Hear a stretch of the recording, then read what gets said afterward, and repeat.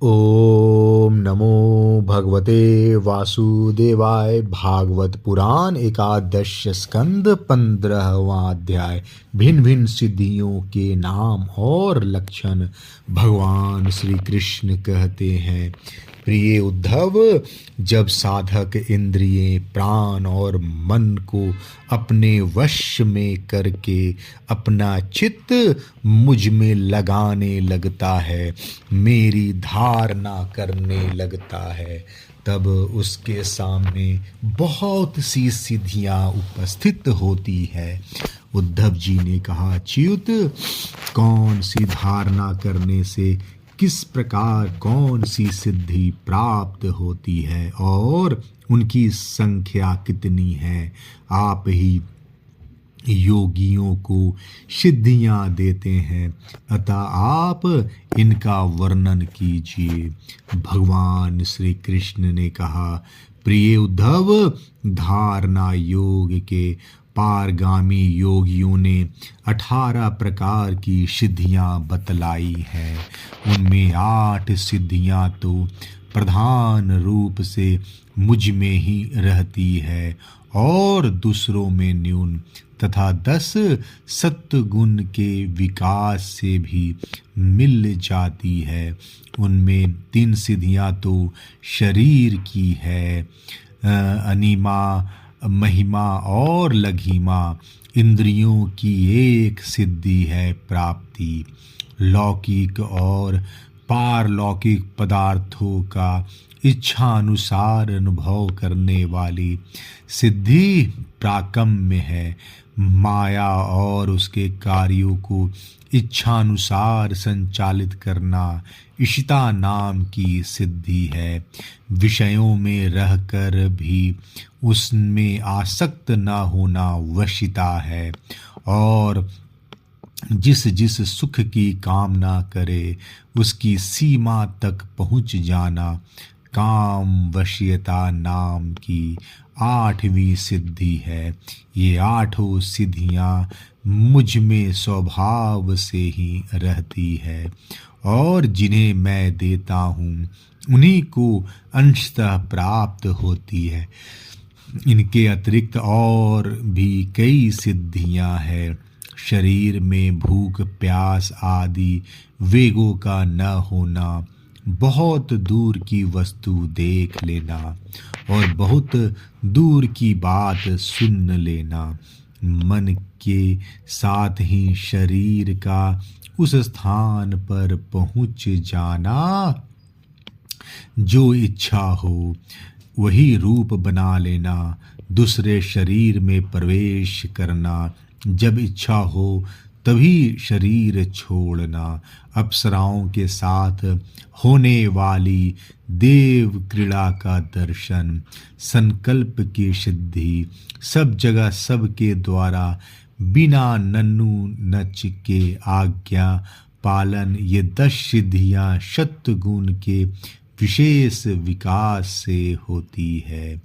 भूत, भविष्य और वर्तमान की बात जान लेना, शीत उष्ण, सुख दुख और राग द्वेष आदि द्वंद्वों के वश में न होना, दूसरे के मन आदि की बात जान लेना, अग्नि, सूर्य, जल, विष आदि की शक्ति को स्तंभित कर देना और किसी से भी पराजित न होना, ये 5 सिद्धियां भी योगियों को प्राप्त होती है।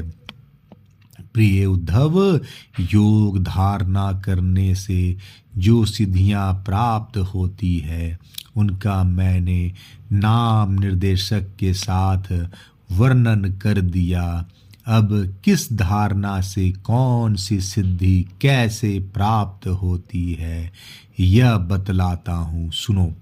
प्रिय उद्धव, पंचभूतों की सूक्ष्मता मात्राएं मेरा ही शरीर है। जो साधक केवल मेरे उसी शरीर की उपासना करता है और अपने मन को तदाकार बनाकर उसी में लगा देता है, अर्थात मेरे तन मात्रात्मक शरीर के अतिरिक्त और किसी भी वस्तु का चिंतन नहीं करता, उसे अनिमा नाम की सिद्धि अर्थात पत्थर की चट्टान आदि में भी प्रवेश करने की शक्ति अनुता प्राप्त हो जाती है। महतत्व के रूप में भी मैं ही प्रकाशित हो रहा हूँ और उस रूप में समस्त व्यवहारिक ज्ञानों का केंद्र हूँ, जो मेरे उस रूप में अपने मन को महतत्वकार करके तन्मय कर देता है, उसे महिमा नाम की सिद्धि प्राप्त होती है और महिमा नाम की सिद्धि प्राप्त होती है। और इस प्रकार आकाश आदि पंचभूतों में जो मेरे ही शरीर हैं, अलग अलग मन लगाने से उनकी महत्ता प्राप्त हो जाती है। यह भी महिमा सिद्धि के ही अंतर्गत है, जो योगी वायु आदि 4 भूतों के परमाणुओं को मेरा ही रूप समझकर चित्त को तदाकार कर देता है, उसे लघिमा सिद्धि प्राप्त हो जाती है। उसे परमाणु रूप काल के समान सूक्ष्म वस्तु बनने का सामर्थ्य प्राप्त हो जाता है। जो सात्विक अहंकार को मेरा स्वरूप समझकर मेरे उसी रूप में चित्त की धारणा करता है, वह समस्त इंद्रियों का अधिष्ठाता हो जाता है। मेरा चिंतन करने वाला भक्त इस प्रकार प्राप्ति नाम की सिद्धि प्राप्त कर लेता है। जो पुरुष मुझ महतत्वाभिमानी शुत्रात्मा में अपना चित्त स्थिर करता है, उसे मुझ अव्यक्त जन्मा शुत्रात्मा की प्राकम्य नाम की सिद्धि प्राप्त होती है, जिससे इच्छानुसार सभी भोग प्राप्त हो जाते हैं। जो त्रिगुणमयी माया के स्वामी मेरे काल स्वरूप विश्व रूप की धारणा करता है, वह शरीरों और जीवों को अपने इच्छानुसार प्रेरित करने की सामर्थ्यता प्राप्त कर लेता है। इस सिद्धि का नाम ईशित्व है। जो योगी मेरे नारायण स्वरूप में, जिससे तूर्य और भगवान भी कहते हैं, मन को लगा देता है, मेरे स्वाभाविक गुण उसमें प्रकट होने लगते हैं और उसे विशिता नाम की सिद्धि प्राप्त हो जाती है। निर्गुण ब्रह्म भी मैं ही हूँ, जो अपना निर्मल मन मेरे इस ब्रह्म स्वरूप में स्थित कर लेता है, उसे परमानंद स्वरूपनी काम वशायता नाम की सिद्धि प्राप्त होती है। इसके मिलने पर उसकी सारी कामनाएं पूर्ण हो जाती है, समाप्त हो जाती है। प्रिय उद्धव, मेरा वह रूप जो श्वेत द्वीप का स्वामी है, अत्यंत शुद्ध और धर्ममय है। जो उसकी धारणा करता है, वह भूख प्यास जन्म मृत्यु और शोक मोह इन 6 उर्मियों से मुक्त हो जाता है और उसे शुद्ध स्वरूप की प्राप्ति होती है। मैं ही समिष्ट प्राण रूप आकाश आत्मा हूँ, जो मेरे इस स्वरूप में मन के द्वारा अनाहत नाद का चिंतन करता है, वह दूर श्रवण नाम की सिद्धि से संपन्न हो जाता है और आकाश में उपलब्ध होने वाली विविध प्राणियों की बोली सुन समझ सकता है।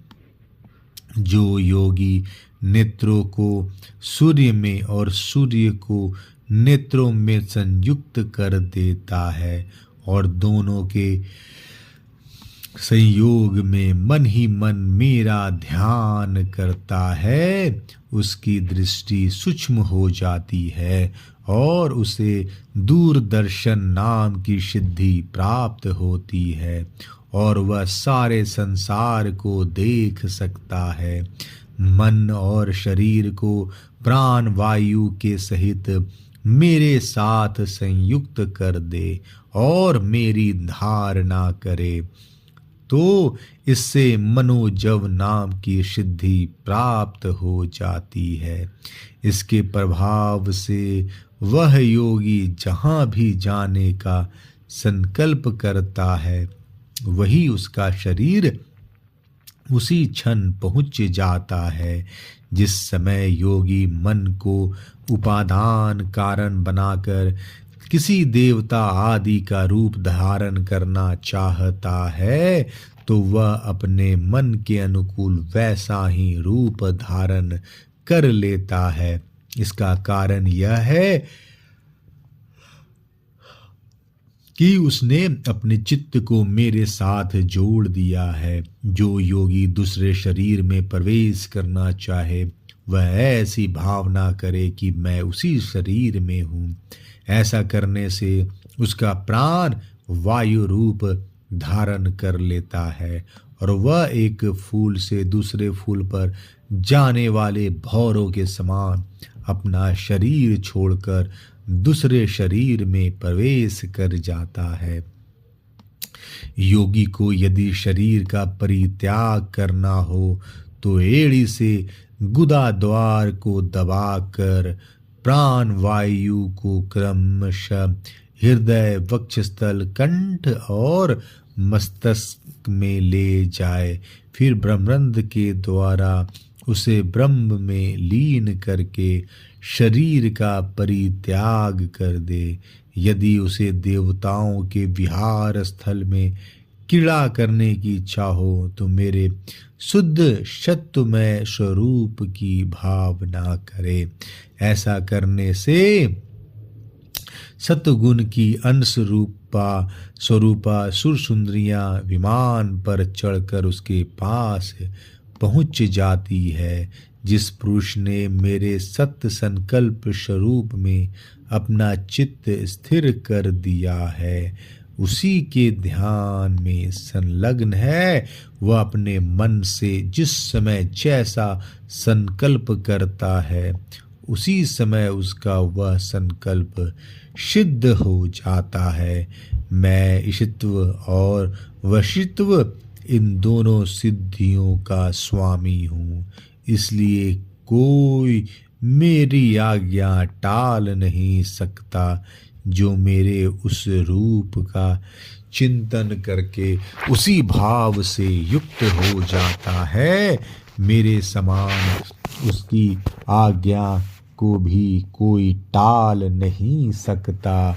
जैसे योगी का चित्त मेरी धारणा करते करते मेरी भक्ति के प्रभाव से शुद्ध हो गया है, उसकी बुद्धि जन्म मृत्यु आदि अदृष्ट विषयों को भी जान लेती है और तो क्या भूत भविष्य और वर्तमान की सभी बातें उसे मालूम हो जाती है।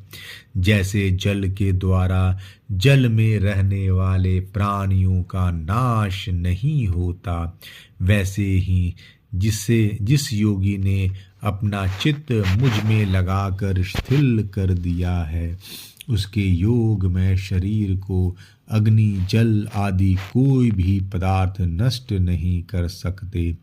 जो पुरुष श्रीवत्स आदि चिन्ह और शंख गदा चक्र पद्म आदि आयुधों से विभूषित तथा ध्वजा छत्र चंवर आदि से संपन्न मेरे अवतारों का ध्यान करता है वह अजय हो जाता है। इस प्रकार जो विचारशील पुरुष मेरी उपासना करता है और योग धारणा के द्वारा मेरा चिंतन करता है, उसे वे सभी सिद्धियां पूर्णतः प्राप्त हो जाती है जिनका वर्णन मैंने किया है।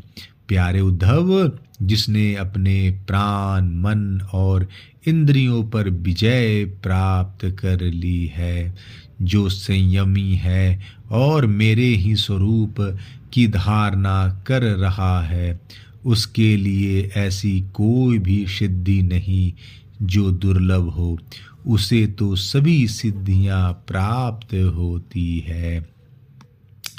परंतु श्रेष्ठ पुरुष कहते हैं कि जो लोग भक्ति योग अथवा ज्ञान योग आदि उत्तम योगों का अभ्यास कर रहे हैं, जो मुझसे एक हो रहे हैं, उनके लिए इन सिद्धियों का प्राप्त होना एक विघ्न ही है, क्योंकि इनके कारण व्यर्थ ही उनके समय का दुरुपयोग होता है। जगत में जन्म, औषधि, तपस्या और मंत्र आदि के द्वारा जितनी सिद्धियां प्राप्त होती है, वे सभी योग के द्वारा मिल जाती है, परंतु योग की अंतिम सीमा मेरे शारूप शोलाक्य आदि की प्राप्ति बिना मुझ में चित्त लगाए किसी भी साधन से नहीं प्राप्त हो सकती। ब्रह्मवादियों ने बहुत से साधन बतलाए हैं, योग, सांख्य और धर्म आदि। उनका एवं समस्त सिद्धियों का एकमात्र मैं ही हेतु, स्वामी और प्रभु हूँ। जैसे स्थूल पंचभूतों में बाहर भीतर सर्वत्र सूक्ष्म पंच महाभूत ही हैं, सूक्ष्म भूतों के अतिरिक्त स्थूल भूतों की कोई सत्ता ही नहीं है, वैसे ही मैं समस्त प्राणियों के भीतर दृष्टा रूप से, बाहर दृश्य रूप से स्थित हूँ। मुझ में बाहर भीतर का भेद भी नहीं है, क्योंकि मैं निरावरण एक अद्वितीय आत्मा हूँ। 15वां अध्याय समाप्त। जय श्री कृष्ण।